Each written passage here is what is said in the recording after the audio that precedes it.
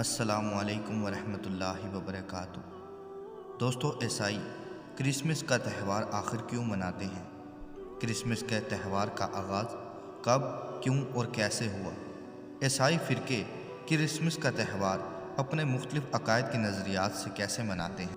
اسی طرح عیسائیوں کے فرقوں کے مطابق کرسمس کے تہوار کی تاریخ آخر کیا ہے؟ اس موقع پر درخت کیوں سجائے جاتے ہیں اور سینٹا کلاز کی کیا حقیقت ہے؟ اور اسی طرح کرسمس کے متعلق ہم آپ کو مزید معلومات بھی فراہم کریں گے۔ اسی طرح قرآن و حدیث کی روشنی میں مسائل، اسلامی تاریخ اور دیگر واقعات کو جاننے کے لیے ہمارے چینل ریسرچ ود عباس کو سبسکرائب، لائک اور آگے شیئر کر دیں۔ دوستو، کرسمس دو الفاظ کا مجموعہ کرائسٹ اور ماس۔ کرائسٹ سے مراد حضرت عیسیٰ علیہ السلام اور ماس سے مراد ایک جگہ پر جمع ہونا، اکٹھا ہونا یا اجتماع وغیرہ، یا مسیح علیہ السلام کے لیے اکٹھا ہونا، یا یوم ولادت مسیح علیہ السلام۔ یہ الفاظ تقریباً 4 صدی میں جا کر ہمیں ملتے ہیں۔ اس سے پہلے تاریخ میں کہیں بھی یہ الفاظ استعمال نہیں کیے گئے۔ ناظرین، کرسمس عیسائیوں کا سالانہ تہوار ہے اور یہ حضرت عیسیٰ علیہ السلام کی پیدائش کی خوشی میں منایا جاتا ہے، اور 25 دسمبر کو یہ منانے کے حوالہ جات 273 عیسوی سال سے جا کر ملتے ہیں۔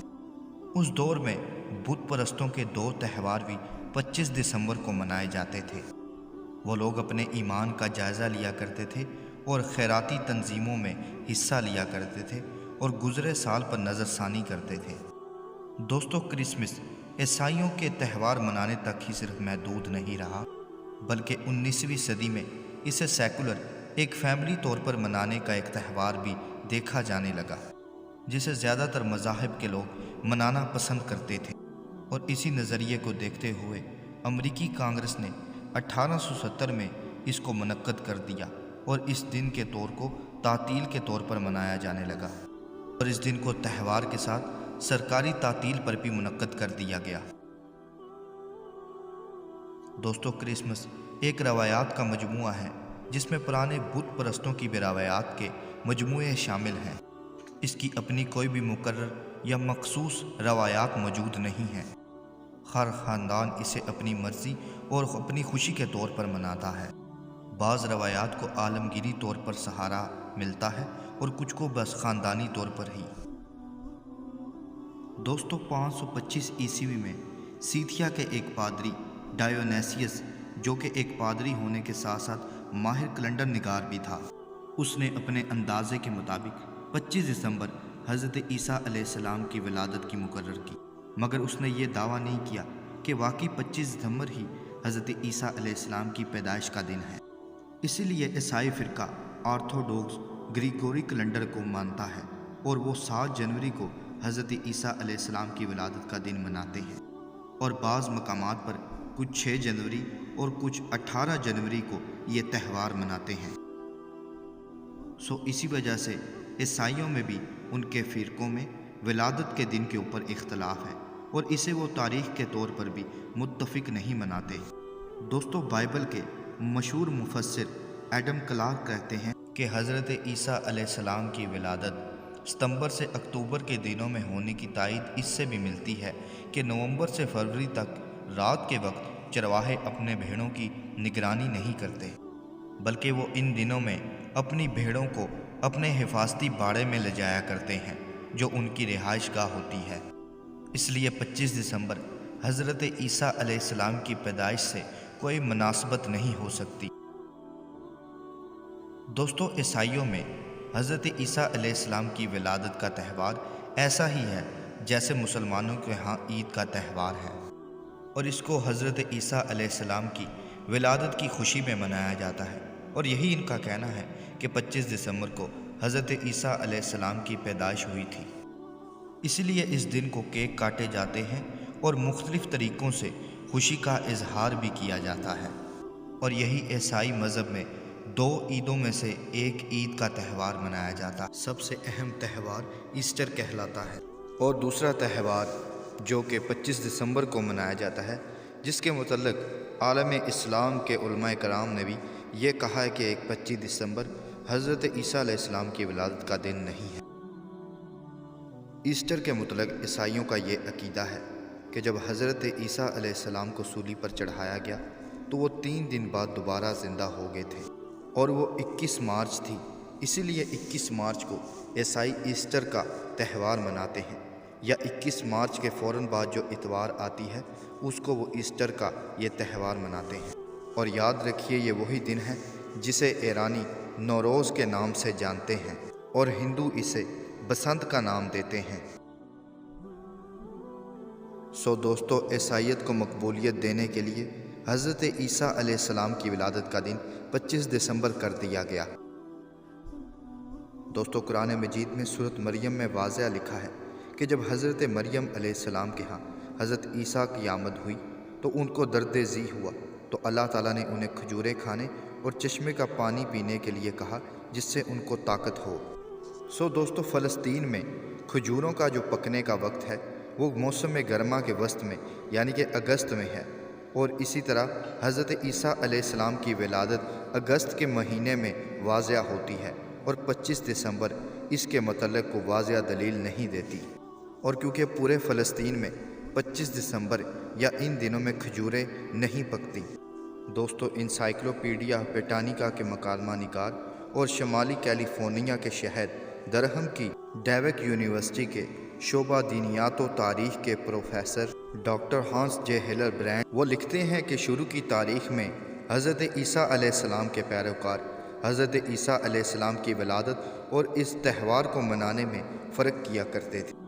خاص کر شروع کی 2 صدیوں میں حضرت عیسیٰ علیہ السلام کے اس دن کو منانے میں بہت زیادہ اکثریت اس بارے میں اختلاف کرتی اور دلائل رکھتی تھی، اور اس کی اتنی زیادہ مخالفت کی جانے لگی کہ مختلف چرچ میں عیسائی پادری اس تہوار کے متعلق مشرکانہ اور دوسرے فتاویٰ جاری کرنے لگ پڑے، اور اسی وجہ سے 25 دسمبر کو حضرت عیسیٰ علیہ السلام کی ولادت کا جو تہوار ہے وہ غیر واضح ہے۔ 25 دسمبر کی ایک واضح تاریخ یہ کہ یہ مشرک روم کے بادشاہ جو کہ نامغلوب سورج دیوتا کی پیدائش کے طور پر یہ تہوار منایا جاتا تھا، جو کہ روم میں ایک مقرر تہوار اور مقدس دن تھا، اور اسے سورج دیوتا اور انقلاب شمسی کے طور پر منایا جاتا تھا۔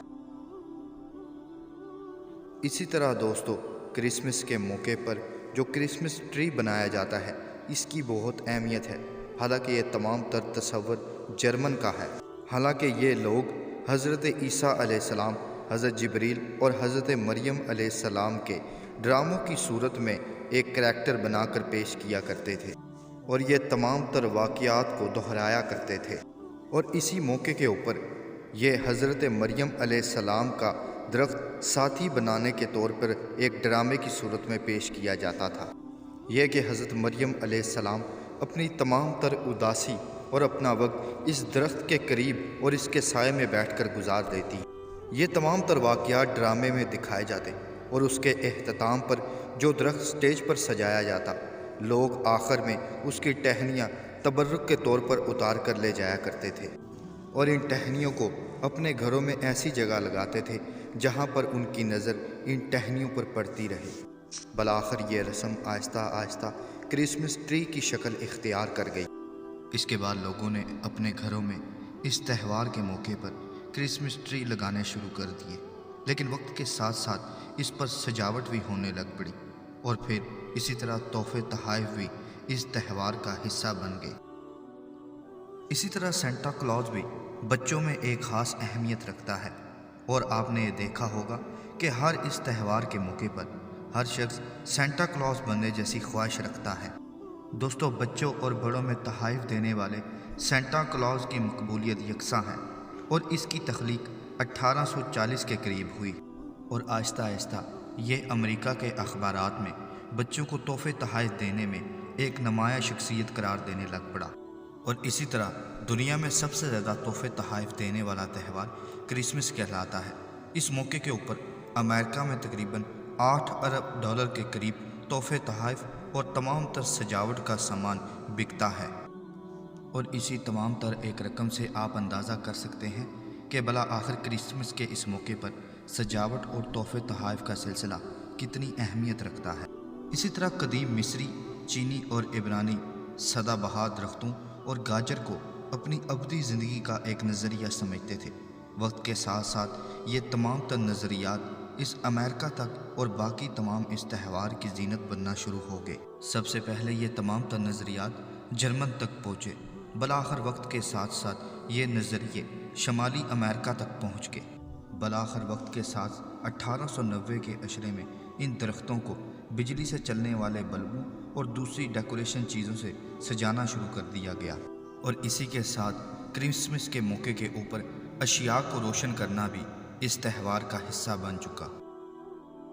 شروع کی تاریخ کو دیکھا جائے تو 25 دسمبر کو تمام تر عیسائی گرجے میں جمع ہوتے، پادری حضرت عیسیٰ علیہ السلام کے احکامات اور ان کی سیرت بیان کرتے اور اجماع برخاست ہو جاتا۔